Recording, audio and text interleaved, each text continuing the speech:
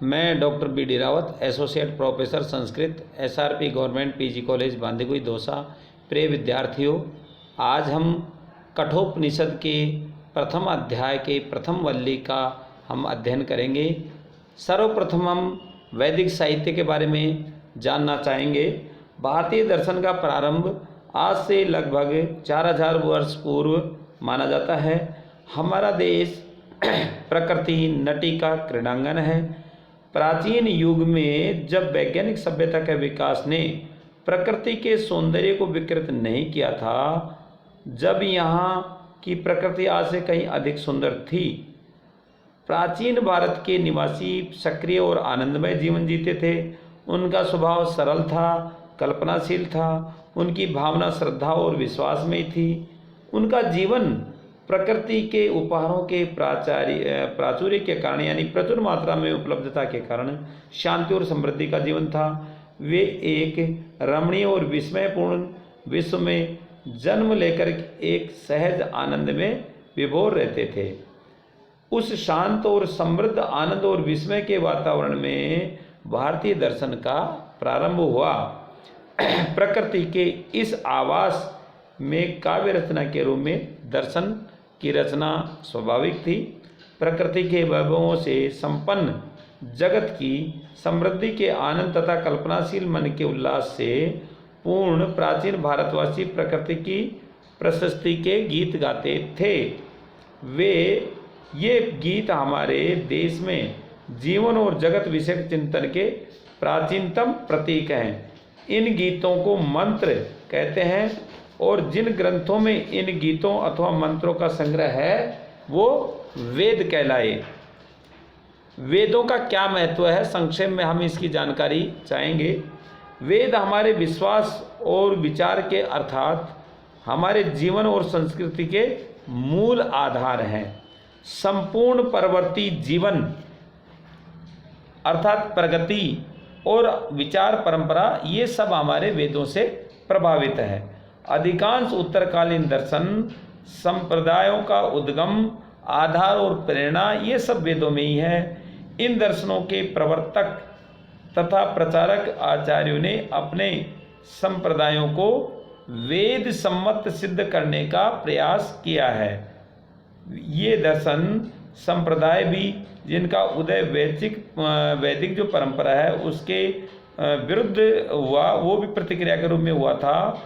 वो वैदिक प्रभाव वो भी उनसे अछूते नहीं हैं। प्रेरणा के अतिरिक्त उनके अनेक विचार तत्वों का मूल वेदों में ही मिलता है। वर्तमान भारतवासियों की सामाजिक प्रथाओं और संस्कृति का स्वरूप वेदों में ही आश्रित है। प्रत्येक सामाजिक संस्कार, सांस्कृतिक समारोह, धार्मिक कृत्य के अवसर पर वेद मंत्रों का गायन होता था, आज भी होता है। किसी भी शादी समारोह, किसी भी मकान के मांगलिक कार्य या किसी अन्य जो भी कार्य हम प्रारंभ करते हैं उन सब में वेदों के मंत्रों का उच्चारण किया जाता है। वेदों के कितने भाग हैं? वो 4 भाग हैं, उनका हम संक्षिप्त में परिचय करेंगे। वेद शब्द विद धातु से बना है जिसका अर्थ है ज्ञान अर्थात जानना। पारिभाषिक अर्थ में वेदों से अभिप्राय एक संपूर्ण साहित्यिक परंपरा से है जो एक समय में नहीं लिखी गई, कई वर्षों तक जो लिखी गई है, जिसका प्राग ऐतिहासिक युग में अनेक शताब्दियों की मौखिक परंपरा के सृजन से हुआ और जो आदिकाल से ही दिव्य श्रुति तथा परम पवित्र ज्ञान मानी जाती है। इस साहित्य में गीत हैं, मंत्र हैं, काव्य भावना, धार्मिक विश्वास, धर्मचर्या आदि सभी कुछ इसमें सम्मिलित है। कालांतर में इसके काव्य गीत प्रकृति की प्रशस्तियों के स्थान पर देवताओं के रूप से प्रतिष्ठित प्राकृतिक शक्तियों की उपासना के मंत्रों में ये परिणत होते गए। कभी लोग पुरोहित हो गए और देवताओं के स्वरूप और उनकी उपासना के महत्व के विषय में एक जो है विवाद यहाँ से प्रारंभ हो गया। यही देवता विषयक विवाद यहाँ जो है दार्शनिक परंपराओं तक इनको ले गई। इस प्रकार वेदों से अभिप्रेत संपूर्ण साहित्यिक परंपरा के अंतर्गत कवियों, पुरोहितों और दार्शनिक द्वारा रचित जो ग्रंथ हैं, इसमें काव्य गीत या मंत्र हैं, पुरोहित की देव स्तुतियाँ, देवशास्त्रीय विवाद तथा दार्शनिक जिज्ञासाएं आदि विविध प्रकार की इसमें कृतियाँ सम्मिलित हैं। इसके अनेक रूपों की रचना कालक्रमानुसार भिन्न भिन्न व्यक्तियों के द्वारा हुई। विद्वानों ने इस विपुल साहित्य को, जो विपुल वैदिक साहित्य है, इसको 4 भागों में बांटा है। प्रथम जो भाग है वो है संहिता या मंत्र, प्रार्थना इसमें आता है, तंत्र, विधि वाक्य और आदि इनके जो संग्रह ग्रंथ इसमें आते हैं। दूसरा है ब्राह्मण या यज्ञ, देव उपासना तथा उपासना के रहस्य विषयक विषादयुक्त कर्मकांड आदि ग्रंथ आते हैं। तीसरा जो है वो आरण्यक या प्रतीकात्मक यज्ञों के ध्यान विषयक रहस्य विवेचन से युक्त आरण्यक अर्थात वनोपयोगी ग्रंथ आते हैं। चौथा है उपनिषद या जीवन, जगत, आत्मा, ब्रह्म, ईश्वर आदि की समस्याओं के विषय में ऋषियों के चिंतन से जो है परिपूर्ण दार्शनिक ग्रंथ इसमें आते हैं।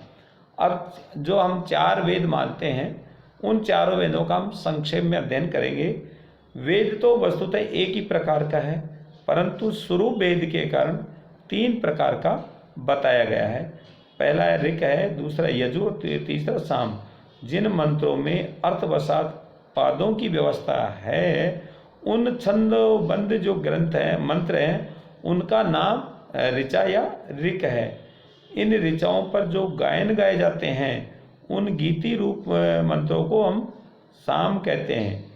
जो मंत्र ऋचाओं तथा सामों से अतिरिक्त बचे हैं, उन्हें हम यजुस कहते हैं। इस प्रकार मंत्रों के विविध त्रिविध होने के कारण इनको वेद त्रयी कहा जाता है। अब हम वेदों के प्रकारों का अध्ययन करेंगे। वेद 4 प्रकार का भी है, जो पूर्व में 3 प्रकार का बताया, वो 4 प्रकार का भी बताया है।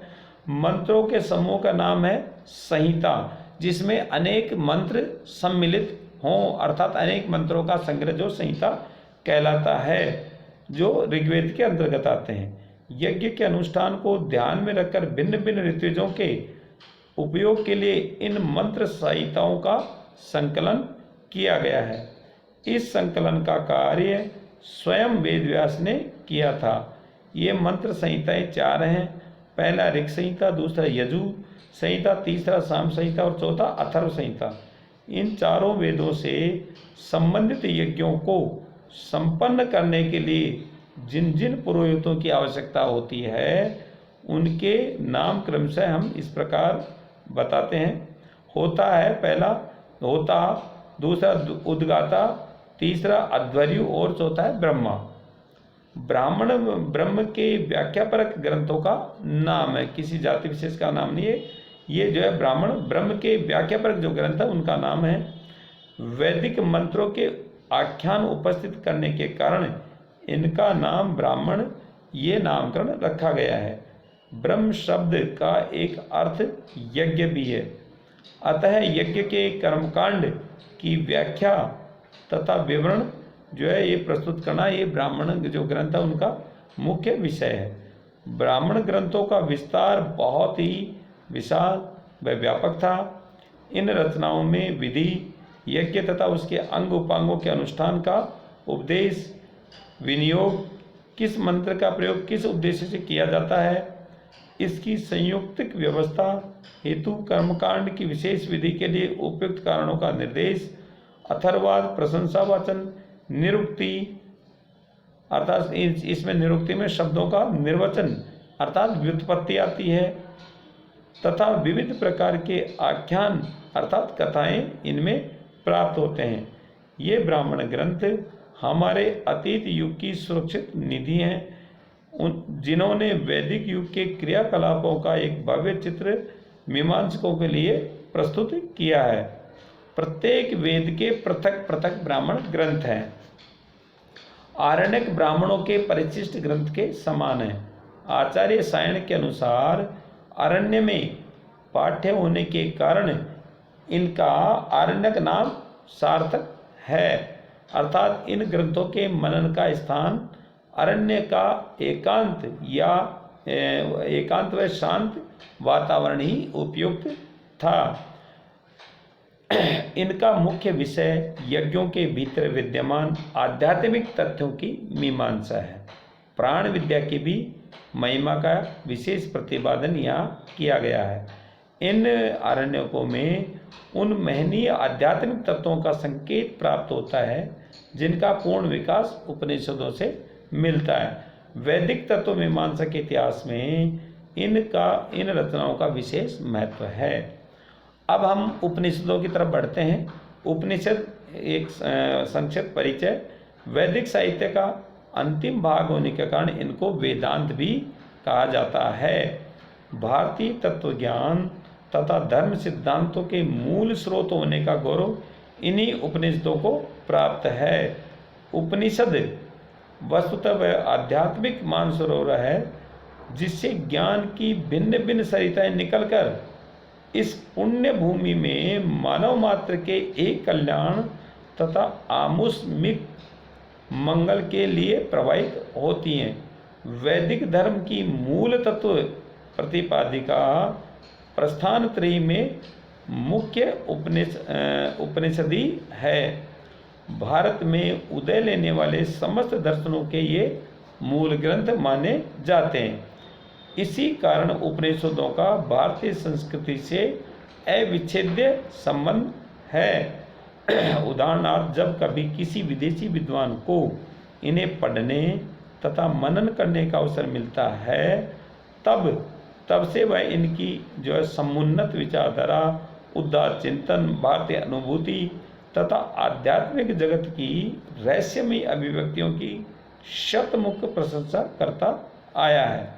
17वीं सदी ईस्वी में दारासिको तथा 19वीं सदी में जर्मन दार्शनिक शोपेनहावर एवं महाकवि गेटे ने अपनी रचनाओं में इनकी विशेष प्रशंसा की है और इन्हें अपने जो तात्विक जो विचार है उनका आश्रय बनाया है। अब हम उपनिषद शब्द के अर्थ जानना चाहेंगे। उपनिषद शब्द उप और नि उपसर्ग तथा सद धातु से बना है। सद धातु के 3 अर्थ जो है माने जाते हैं।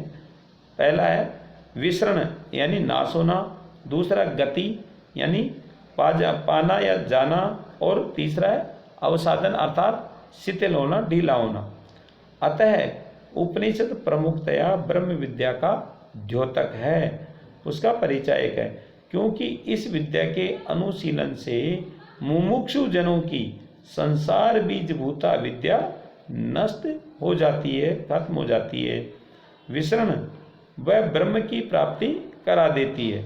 गति एवं मनुष्य के गर्भवास आदि दुख सर्वथा शिथिल हो जाते हैं। अवसाधन है कठोपनिषद पर शंकर भाष्य का उपोद्घात। अब हम जो है उपनिषद कितने हैं उनकी संख्या के बारे में चर्चा करेंगे। वास्तविक उपनिषदों की संख्या में पर्याप्त मतभेद हैं, उनकी कोई निश्चित संख्या नहीं है। मुक्तोपनिषद के अनुसार ऋग्वेद, शुक्ल यजुर्वेद, कृष्ण यजुर्वेद, सामवेद तथा अथर्ववेद से संबंध क्रमशः 10, 19, 12, 16 तथा 21 उपनिषदें मानी जाती हैं।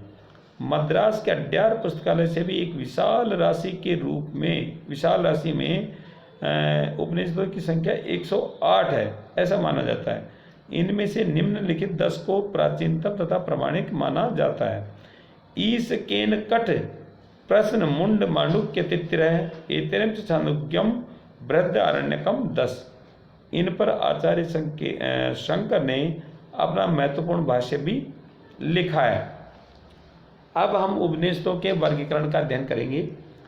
यद्यपि उपनिषदों का संबंध किसी न किसी वेद से रहता है, तथापि इनको भिन्न भिन्न प्रकार से विभाजित किया जाता है। कुछ विद्वानों ने इनकी गणना वैष्णव, शाक्त, शैव तथा योग विषयक उपनिषदों के रूप में की है। जर्मन विद्वान डायसन ने उपनिषदों को 4 स्तरों से विभक्त किया है। पहला है प्राचीन गद्य उपनिषद, जिनका गद्य ब्राह्मण ग्रंथों के गद्य के समान प्राचीन, लघुकाय, सरल है और जैसे बृहदारण्यक, छांदोग्य, तैत्तरीय, ऐतरेय, कौशिकी तथा केन उपनिषद इसके अंतर्गत आते हैं। दूसरा है प्राचीन पद्य उपनिषद, जिनका पद्य प्राचीन, सरल तथा वैदिक पद्यों के समान है।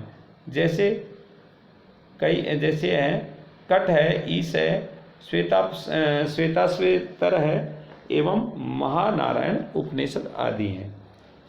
तीसरा है पिछले गद्य उपनिषद, जिनमें 3 का परिगणन किया गया है। प्रश्न मैत्रेयीय और मांडुक्य उपनिषद, ये जो है इसमें है।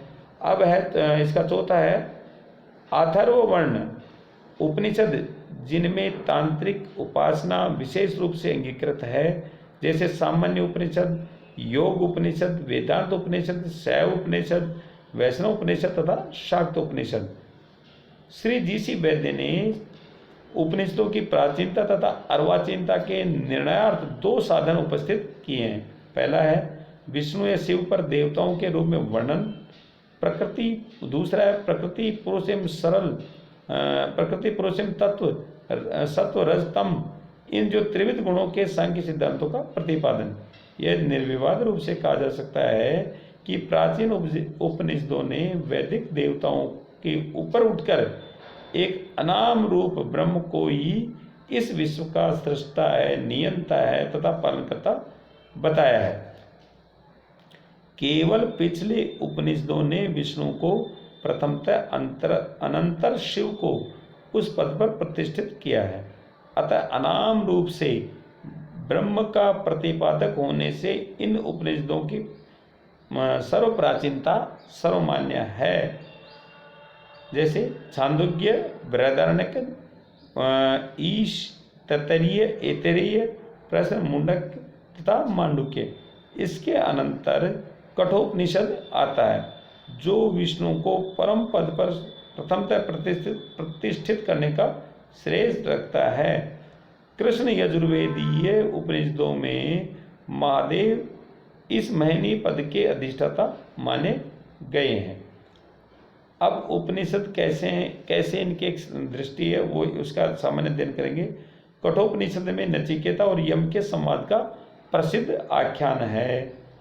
वाजश्रवा एक बड़ा यज्ञ करते हैं, उसमें दान भी बहुत करते हैं, पर उस दान में वास्तविकता कम और लोक दिखावा ज़्यादा लगता है। कहने को तो बहुत संख्या में गायें दान दी गई, पर वे थी बूढ़ी और बेकार गायें। वाजश्रवा का पुत्र नचिकेता अपने पिता की इस भूल पर दुखी होता है। वह चाहता है कि जो भी किया जावे, जो भी दिया जावे, वो उत्कृष्ट हो, यानी सबसे अच्छा हो। उत्कृष्टता में ही मनुष्य का गौरव सन्निहित है। काम भले ही छोटा या थोड़ा हो, पर होना चाहिए आदर्श उत्कृष्ट। अपनी व्यथा को लेकर बालक नचिकेता अपने पिता के पास जाता है और भारतीय तत्वज्ञान तथा आदर्श की ओर उनका ध्यान खींचता है, आकृष्ट करता है। पिता मन ही मन में झुंझलाता है और पल्ला झाड़कर उत्कृष्ट प्रिय वस्तु नचिकेता को यमराज के लिए दान कर देता है। नचिकेता यम के घर पहुंचता है। उसके आने तक उचित शिष्टाचार का प्रदर्शन करते हुए निराहारी वो रहता है। यमाचार्य घर आते हैं, सारा वृत्तांत मालूम करते हैं, तो बालक की उच्च भावनाओं से वो बहुत ही संतुष्ट हो जाते हैं। साथ ही उसे 3 वर मांगने के लिए कहते हैं। नचिकेता नम्रता पूर्वक पहला वर यही मांगता है कि मेरे पिता का क्रोध शांत हो जाए, मुझे बात बात में जो गुस्सा करते हैं वो बंद हो जाए, वे मेरे ऊपर पहले जैसा ही प्यार करने लगे। बालक का पितृ स्नेह प्राप्त करने की, उन्हें संतुष्ट करने की भावना आर्य संस्कृति के अनुकूल ही है। यह वरदान उसे मिलता है। दूसरे वरदान में वह यज्ञ का विधान और तीसरे में परलोक का ज्ञान प्राप्त करने की याचना करता है। यम परीक्षा के लिए उसे सांसारिक सुख की सुविधाएं मांगने का प्रलोभन देता है और इन 2 वरदानों की अपेक्षा कोई सुख सामग्री प्राप्त करने के लिए वो उसे समझाता है। इस पर नचिकेता उसे जो उत्तर देता है वह मनन करने योग्य है।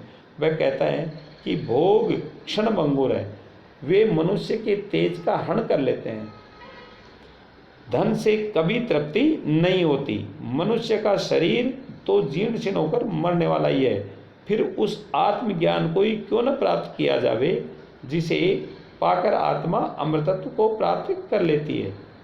इस कथन के द्वारा उपनिषदकार ने आत्मज्ञान की महत्ता की तुलना सांसारिक तुच्छ वस्तु से करते हुए प्रतिपादित किया है कि श्रेय का पथ आत्मज्ञान पर ही जो है निर्धारित है, उस पर ही टिका हुआ है। धन्यवाद।